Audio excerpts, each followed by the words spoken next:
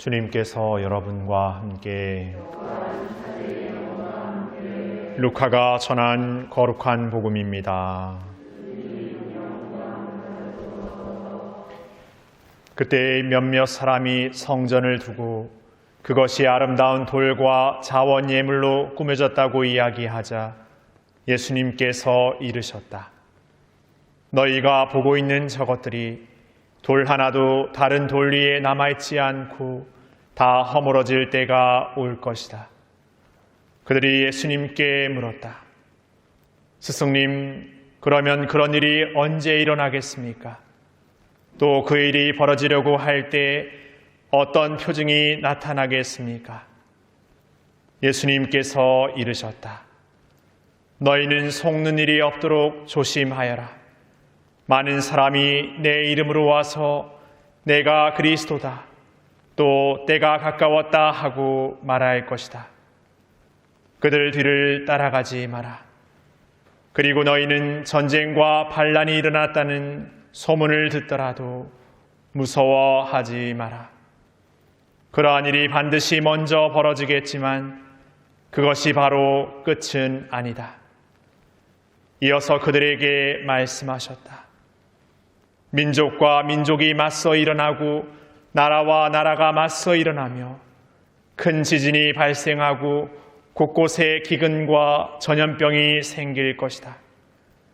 그리고 하늘에서는 무서운 일들과 큰 표징들이 일어날 것이다.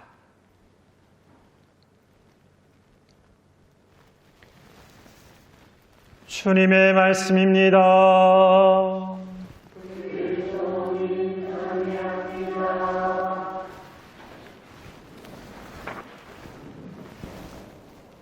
참 예수님,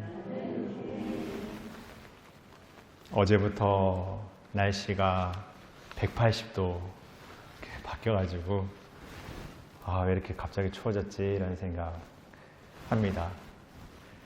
근데 제주는 이렇게 육지에 더 추운 데서 오신 분들도 제주에 와서 춥다고 이렇게 말할 때 보면 추운 이유 중에 하나가 이렇게 육지보다 바람이 좀 더 이렇게 매섭게 불어서 그냥 온도로만 추웠던 동네에 살던 분들은 여기 뭐 온도도 아무렇지 않은데 추운가 보다 이렇게 생각하게 되는 것 같습니다.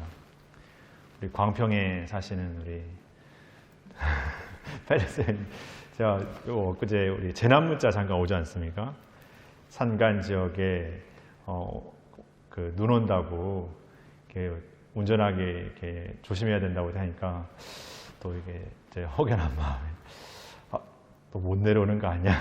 이렇게 했던 것 같습니다. 추우셨습니까? 기습 질문입니까? 일하다 보니까 추운 줄 추우신지 말하신지 했을까? 일도 안 합니까? 그럼 뭐 합니까? 요즘에 좋습니다. 제가 그만 좀 하겠습니다. 제주에 바람이 많잖아요. 바람이 많은데 우리가 잘 알다시피 그 바람이 이렇게 불어와서 제주에 많은 이 돌담을 이렇게 바람이 이렇게 치는데, 그래도 돌담이 뭐 시멘트나 어떤 접착제로 붙여놓은 것도 아닌데 신기할이 많지 이렇게 돌담을 허물지도 않으면서 이렇게 잘도 지나갑니다. 뭐 우리가 조금은 알고 있기 때문에 돌담이 그냥 콘크리트 벽이나 어떤 그런 벽이 아니라 돌담은 이 바람에게 그 길을 이렇게 내어주고 있기 때문에 참 신기할이 많지 뭔가 엉성한데도 불구하고 무너지지 않는다는 것을 우리는 알고 있습니다. 우리가 흔히 관계 안에서 이렇게 통한다라고 말할 때 그 통함의 의미를 여러 가지로 해석할 수 있는데, 어떤 의미에서 통한다라는 것은 이 하나의 어떤 것과 다른 어떤 하나가 이렇게 딱 만나는 것, 아주 찰떡궁합의 어떤 의미도 있는 것 같고, 통한다라는 것은 어떤 하나의 것이 어떤 하나의 것을 관통한다라는 의미도 있는 것 같습니다. 그러니까 우리라는 존재도 우리라는 존재 안에 생명의 숨이 늘 관통하고 있기 때문에 우리가 살아있는 것이죠. 우리가 숨을 잠시라도 이렇게 입을 막고 이렇게 하더라도 얼마 몇 초 지나지 않아서 엄청 괴로워하지 않습니까? 숨을 못 쉬면, 우리 물에 빠져보면 숨을 못 쉬면 살 수가 없습니다. 무언가 어떤 생명의 것이 우리 안에 이렇게 관통하는, 생명을 이렇게 유지시키는 것이 이렇게 관통하고 있기 때문에 우리의 어떤 삶을 이렇게 이어나갈 수 있습니다. 왜 이 통한다는 얘기를 말씀드리냐면은 마치 그런 것처럼 우리 관계 안에서도 참 저 사람하고 말이 잘 통해 라고 말할 때 어떤 그 의미, 뭔가 이야기가 서로 주거니 받거니가 잘 되고 나를 잘 이해해 주는 것 같고 잘 받아주는 것 같은 어떤 그 의미가 단지 어떤 찰떡궁합만의 의미가 아니라 또 어떤 때는 뭔가 그 사람의 어떤 것이 내 안을 이렇게 관통해서만의 의미가 아니라 어떤 면에서는 정말 서로 다른 섞일 수 없는 것 같은 그 존재가 그 서로 안에 한 관계 안에서 이렇게 지나갈 수 있는 것. 다시 말해 나하고는 맞지 않는 길을 옆에 두고서도 함께 지나갈 수 있는 것. 그런 관계도 필요한 것 같습니다. 아니 그런 관계는 필요한 것 같습니다. 우리가 늘 뭔가 관계 안에서 많은 어려움을 겪습니다. 그래서 이런 말 하죠. 혼자이면 외롭고 함께하면 괴롭다고. 여러분은 혼자를 선택하시겠습니까? 함께를 선택하시겠습니까? 둘 다 만만치 않다라는 걸 얘기하고 있습니다. 그렇다면 둘 중에 어느 하나를 선택해야 하는 것일 수도 있습니다. 그러나 우리는 둘 중에 하나를 선택할 수 없습니다. 혼자일 때도 있어야 되고 함께일 때도 있어야 됩니다. 그래서 혼자일 때는 함께함을 준비하고 함께할 때는 혼자임을 찾아야 된다라고 말합니다.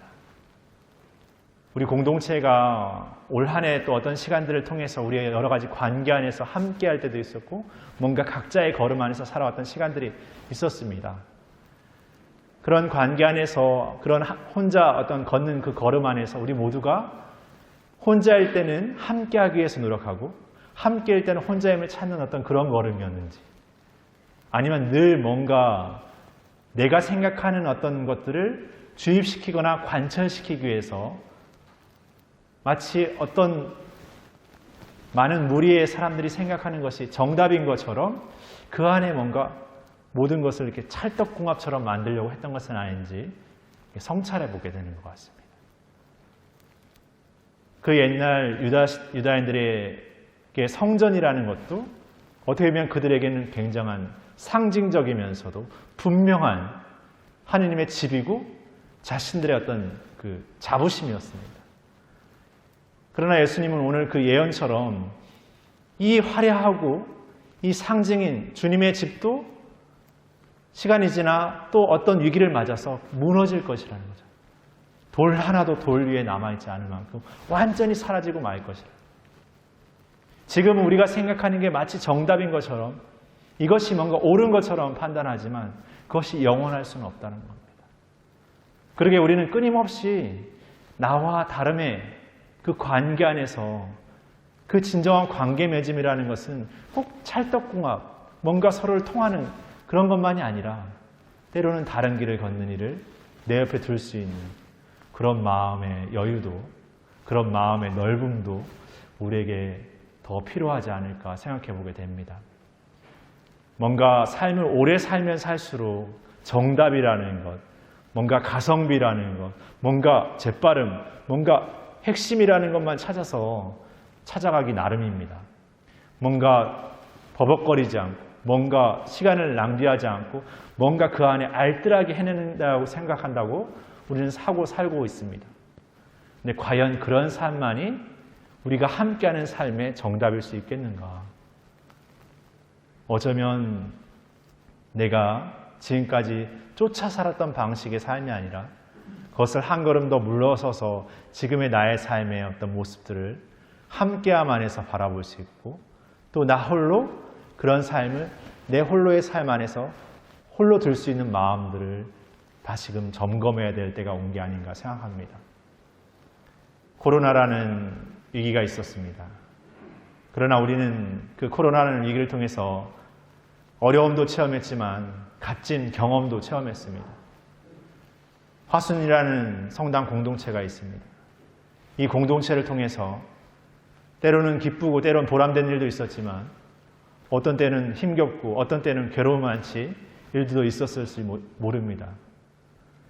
그러한 모든 일들 안에서 우리는 다시금 새로운 시간을 준비하는 이 연중의 마지막 주간을 보내고 있습니다. 그렇다면 그냥 작년에 했던 것을 답습하는, 아니면 그냥 지금 내 삶의 사고방식을 그대로 그냥 지켜나가는데 급급한 그런 삶이 아니라 조금 더 우리가 새로움을 준비하면서 그 함께함이라는 것, 그리고 내 스스로가 하나님 앞에 하나님 따름의 걸음을 새롭게 돌아볼 수 있는 그런 시간들이 되었으면 좋겠습니다. 날씨는 추워질 수 있고 더워질 수 있지만 우리의 마음은 그 더움과 차가움 안에 늘 사랑이 있을 수 있다고 생각합니다. 늘 용서가 있을 수 있다고 생각합니다. 그것은 어떤 순간에 가졌던 마음, 어떤 순간에 깨달았던 깨달음으로 채워넣을 수 없는 것이고, 매일 끊임없이 매일 새롭게 우리가 살아가는 삶을 다시금 노력하고 돌아보고 시작할 때 이루어지고 담아지는 은총이 아닌가 생각해 보게 됩니다. 그러한 삶을 우리가 이 마지막 시기에 돌아보며 걸었으면 좋겠습니다. 잠시 묵상하시겠습니다.